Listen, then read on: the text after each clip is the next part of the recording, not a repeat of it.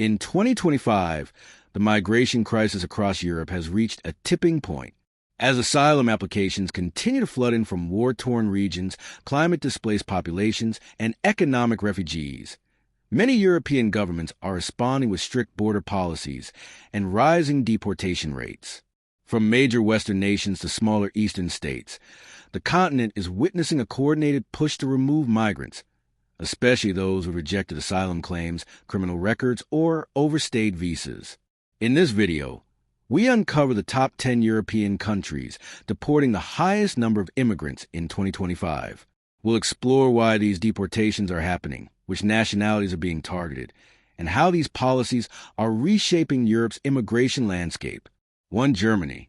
At the top of the list is Germany, Europe's economic powerhouse, which has significantly ramped up its deportation operations in 2025.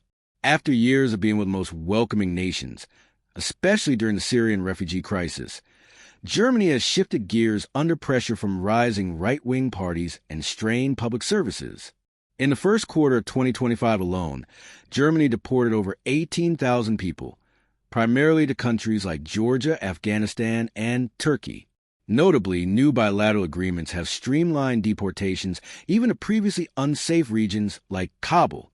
This marks a controversial change from Germany's earlier reluctance to send people back to conflict zones. The government argues this policy shift is necessary to manage limited housing and job resources, but human rights groups warn of worsening humanitarian conditions and questionable legal processes. 2. France. France continues to be one of the strictest countries in Western Europe when it comes to deportations, especially under President Emmanuel Macron's tightened immigration stance. By mid-2025, French authorities had forcibly returned nearly 13,000 migrants, with a significant number coming from North Africa, particularly Algeria, Morocco, and Tunisia. These deportations often follow fast-track legal proceedings, which critics claim give migrants little time to appeal or secure legal counsel. France has also increased deportations of individuals labeled as security threats or radicalized, following a rise in domestic terror fears. Even long-settled immigrant communities are feeling the chill, with many fearing retroactive enforcement or document checks in public spaces.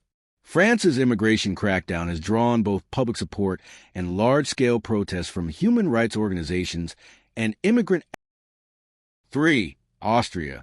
Austria has adopted a zero-tolerance approach in 2025, pushing aggressive deportation efforts, especially against asylum seekers from Pakistan, Nigeria, and Syria.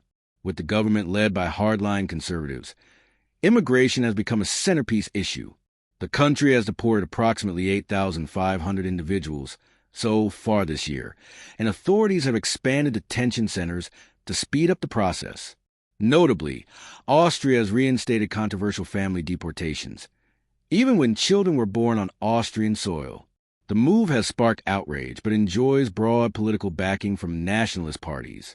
For many immigrants, Austria's once welcoming image has now been replaced by fear and uncertainty, with community groups warning that even those with temporary protection status are not safe from expulsion. 4. United Kingdom. Despite Brexit being framed as a solution to control borders, the UK has struggled with immigration management, leading to an uptick in deportations in 2025. With nearly 7,900 forced returns reported this year, the UK is focusing heavily on individuals with criminal convictions and undocumented migrants residing in urban hubs like London, Birmingham, and Manchester. The controversial Rwanda deportation plan has finally launched, with dozens of asylum seekers flown out under the new offshore processing model. The British government argues this deterrent strategy is working to reduce illegal channel crossings, though statistics suggest the impact is still marginal. Meanwhile, many charities and legal aid groups are stretched thin as they challenge deportation orders in court, some of which target individuals who have lived in the UK for over a decade. 5. Sweden. Sweden, long considered a haven for humanitarian refugees, has shifted toward a more restrictive immigration model in 2025. With over 6,400 deportations executed this year, Swedish authorities are focusing on rejected asylum seekers from Somalia, Iraq, and Afghanistan. The new center-right government has tightened immigration requirements and broadened criteria for deportation, including language proficiency and employment status. Sweden has also faced criticism for deporting individuals to countries labeled unsafe by the UNHCR. The government, however, insists it's only removing individuals who pose public safety risks or who have exhausted all legal avenues. For a country once known for generous asylum policies, this represents a major pivot. 6. Greece, driven largely by political pressure, once the primary entry point for migrants fleeing conflicts in the Middle East and Africa, has intensified its deportation measures in 2025 amid growing domestic tension and European Union pressure. The country has deported over 5,900 people this year, particularly targeting Afghan, Pakistani, and Bangladeshi nationals.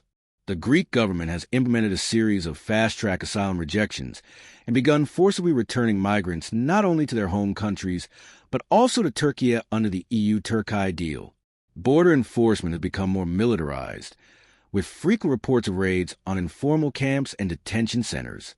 NGOs have raised serious concerns over allegations of illegal pushbacks at sea and land borders, describing Greece's deportation regime as a system of silent expulsions. Yet, with overcrowded camps, crumbling infrastructure, and strained public opinion, the government insists that deportation is necessary to maintain order and manage resources. 7. Netherlands. The Netherlands has taken a tougher stance in 2025, deporting approximately 5,300 undocumented migrants and rejected asylum seekers. Dutch authorities are focusing on individuals without valid identification, overstayers, and those involved in criminal offenses. Most of the deportees come from Morocco, Algeria, and West African nations. The Dutch government has also increased collaboration with Frontex, the European Border and Coast Guard Agency, to facilitate group deportation flights across Europe. Despite its reputation for progressive politics, the Netherlands is also expanding foreign detention centers where individuals await deportation after final removal orders. Critics argue that some deportations are rushed and fail to consider humanitarian exemptions, especially for long-term residents and mixed-status families. Immigration has become a polarizing topic in the Dutch parliament, with right-wing parties demanding stricter controls, while left-leaning coalitions call for more humane solutions. 8. Italy. Italy remains a major frontline state in the Mediterranean migration route and has deported around 4,700 individuals in 2025, largely targeting sub-Saharan African and North African nationals. Under Prime Minister Giorgia Meloni's leadership, deportation policy has become more assertive, supported by new bilateral agreements with countries like Tunisia and Egypt. Italy is also using naval patrols and detention vessels to detain migrants at sea before processing them for deportation. The Italian government argues the strategy reduces the burden on mainland infrastructure, but human rights groups are raising alarms about conditions aboard these ships. Moreover, Italy's increased deportation rate coincides with an ongoing crackdown on migrant rescue NGOs, many of which are now banned from operating in Italian ports. For many, Italy is no longer a gateway to Europe, but a trap of bureaucracy, detention, 9. And forced return. Denmark, while small in size, has one of the strictest immigration policies in Europe. In 2025, it deported over 3,800 individuals, with a primary focus on Syrians, Eritreans, and Iranians. In a controversial move, the Danish government has declared parts of Syria safe for return, despite widespread condemnation from international bodies.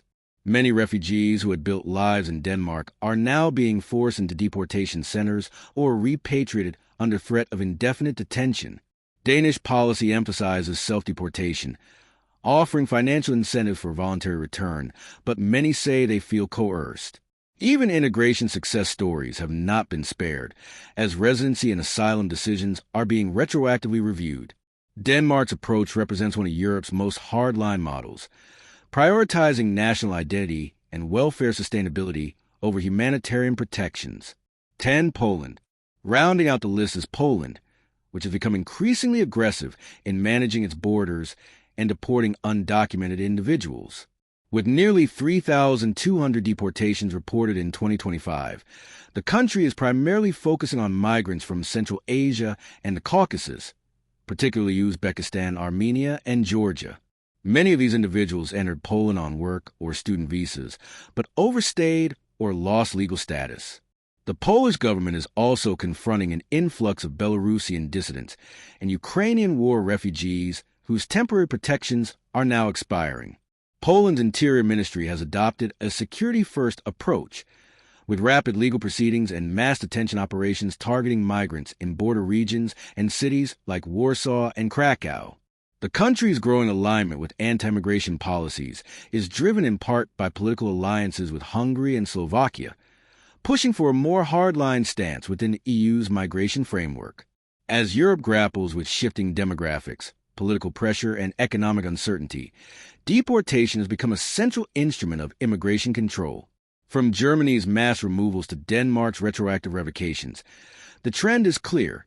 European nations are taking increasingly aggressive measures to reduce migrant populations deemed non-integrable or unauthorized. For the thousands of people facing forced returns in 2025, the stakes are life-altering.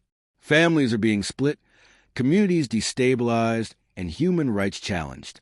And while governments frame deportations as necessary tools of sovereignty and order, the humanitarian consequences echo across continents. As this crisis deepens, the question remains, will Europe continue to harden its borders, or will it find a more balanced, humane approach to migration?